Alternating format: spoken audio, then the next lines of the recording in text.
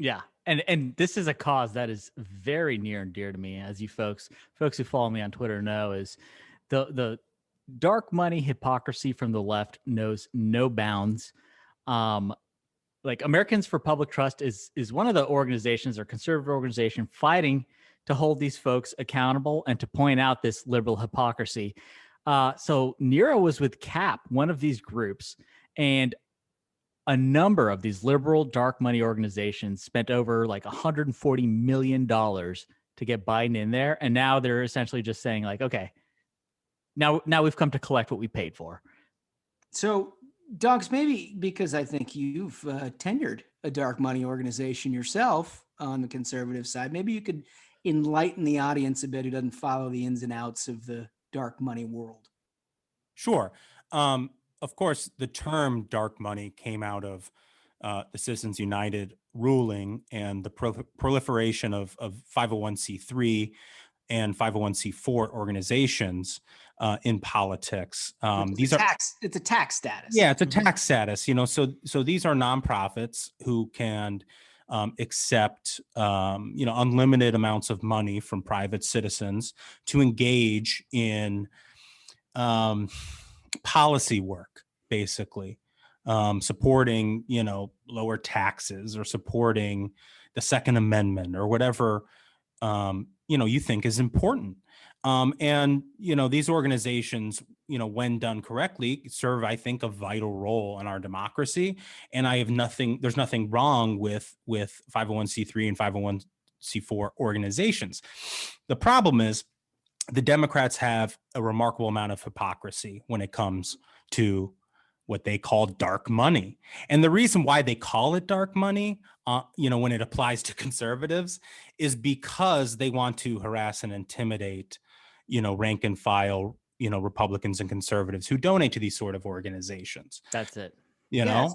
So, and I can provide a little bit of color on that, because when I was McConnell's chief of staff, Democrats were obsessed with trying to eliminate and completely disclose nonprofits, because they felt like, in trying to pursue an agenda, just an extreme left agenda of Obamacare and everything else, that anybody who opposed that should be named and shamed, and then they should be subjected to cancel culture, right? So like what happened is, any name of a donor that they got, they would basically run it through whatever you're seeing now and try to out them and ban their product and get them kicked off their country club board and everything else. They will either try to boycott them, or they will straight up now show up outside their house, which we've seen a number of times. That's why they are trying to say, oh, we want disclosures, because they want to have their activists show up outside someone's house and cause problems. And when that failed, they decided to build a much larger, more intricate web of these dark money organizations to impact politics. But here's the thing that gets me, is it's not like they stopped saying they wanted to eliminate dark money. Right. Yeah. Right.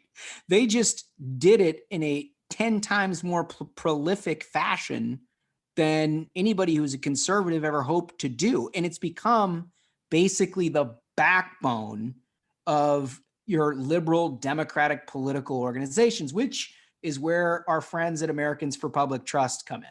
Yeah. So like, the left has groups like Arabella Advisors, 1630 Fund, League of Conservation Voters. Even Planned Parenthood has a dark money group, and you never hear the left, you never hear like Sheldon Whitehouse try to say they need to disclose their donors. No, instead, they are okay with these groups spending record sums. They spent, like I said, over 140 million to get Joe Biden elected. And now, like, a lot of these nominees have ties to those groups. This is just like, pay for play hypocrisy. So, yeah, and where I led into this was with Nero, right? Yeah. Yep. So who worked with Nero? White House Chief of Staff Ron Klain helped lead CAP fund and was basically tied at the hip with Nero for years, right? So you ask yourself, like, how is it that this deeply flawed nominee who is underqualified and can't do the job would be nominated in the first place, when you just have to spend all your political capital to try to get her to 51? Yeah. Yeah. And the answer is because Ron Klain and this dark money group that they were working with, Center for American Progress, was reliant upon it, was reliant upon her, helped them get to the White House in the first place. I mean, I think that says a lot that they're willing to like expend all their political capital. They know it's like, oh my God, really? Like Nira or like, I mean, Ron Klain, who has just said the most idiotic things. Like they're not sending their best folks, but it's because these dark money fund groups, you know, they've got Center American Progress Action Fund, who's calling in the favor of like, hey folks, we gave you the money.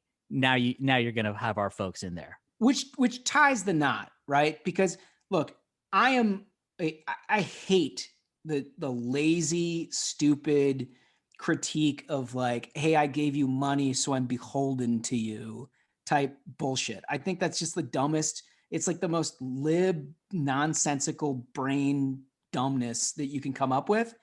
And except when an administration acts explicitly to show you what money matters and what money doesn't.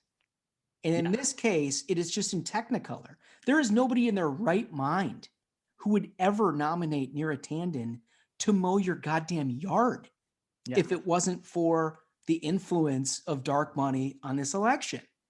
Well, also, I mean, you've got things like you're seeing the effects of this instantly, like Keystone XL pipeline. There's a reason that they vaporized those jobs. Yes, and her name is Gina McCarthy. Right? She led the Natural Resources Defense Council, which is a liberal environmental group. If you've ever followed them over the last few years, I mean, it is just completely through the roof left. And now here she is popping back up after advocating for things like killing Keystone, rejoining Paris Agreement, like basically all these completely left-wing ideas in the environment are now front and center.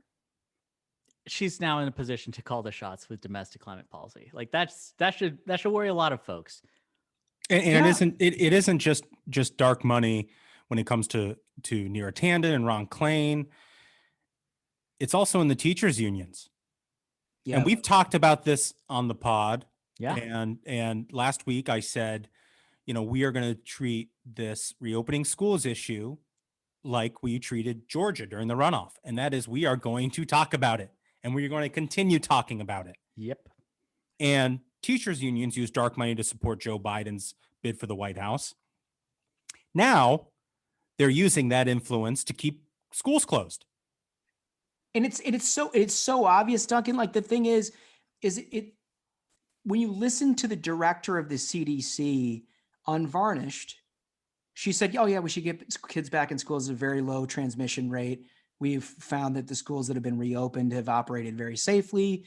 We think that as vaccines progress with communities across this country, there's no reason why kids can't be in school. And then all of a sudden, she issues a statement a week later about the guidance from the CDC, noting explicitly that their guidance had changed after conversations with the teachers unions. And you got American Federation of Teachers donating $2 million to Priority USA Action, Democratic Super PAC, who spent $44 million supporting Joe Biden. You got the National Education Association, which gave $500,000 to Take Back 2020, another Democratic Super PAC. And then you also have AFT, who gave $175,000 to Take Back 2020 as well. So you've got these teachers unions using all of their money to elect Joe Biden, and then suddenly the CDC has a change of heart. Weird how that works. It's funny, strange. Right? Funny, right?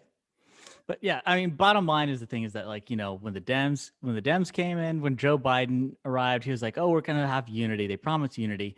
And what you're getting is just extremism. You're getting straight up extremism policy and personnel who he's trying to get in his cabinet, all in service to these dark money donors. It's pay for play, like on steroids. It's out of control. And that's the point. That's the link, right? Mm-hmm. It's not like you can just look at an FEC report or look at, you know, whatever anybody's participation is in the political process and say like, oh, this politician is beholden to this person because they gave him a couple $1,000. That's lazy bullshit. But when you see appointments and you see an agenda that is directly linked in a way that obviously wouldn't be the case if it wasn't, like, again, nobody would nominate Neera Tanden to do anything if it required advice and consent of the Senate. Nobody do it unless you were completely beholden. There isn't a single American who would look at what's happening with our schools right now and take the position that the Biden administration is taking with regards to reopening if you weren't beholden to the teachers unions. Bingo. That's it. Wouldn't. And this has been a, if you follow me on Twitter, this has been a cause near and dear to my heart, is calling out the liberal dark money. So shout out to Americans for Public Trust. I invite anyone who's interested in it. I'll even tweet out the link because this group's doing a good job calling them out on it. It's americansforpublictrust.org. That's americansforpublictrust.org. We gotta start calling them out, folks, because the hypocrisy is just out of control. And isn't there a bunch of, there's a bunch of scuttlebutt in DC about conservative groups sort of locking arms here and getting behind what Americans for Public Trust are doing to try to expose some of this stuff. Because God knows, it's not like the media is going to report it. Yeah, that's the problem. Is they're out there putting in the work trying to get these conservative groups together to get the word out on it. So, we're happy to help in that endeavor. It's just going to be so great, guys, that all of these dark money groups helped elect Joe Biden and now are exerting all this policy influence. And then the Democrats are going to turn around in HR 1 and say, those Republican super PACs are the devil and must be destroyed. Get the fuck out of here. Like, I would love to see Sheldon Whitehouse be like, oh yeah, we need League of Conservation Voters to disclose their donors. We need Planned Parenthood action to disclose all their donors. Not going to happen. Nope. They're counting on, and this is where Democrats play a good round of politics. They're counting on Republicans to do the right thing and block HR 1, which is it's like a voting rights bill that includes things like vote harvesting and nationalizing elections, making taxpayer funded elections, by the way. That's in there. In there. In other words, like, you can't donate to a candidate. The government is going to do it for you. Hey, welcome to China, folks. That's the way that runs, right?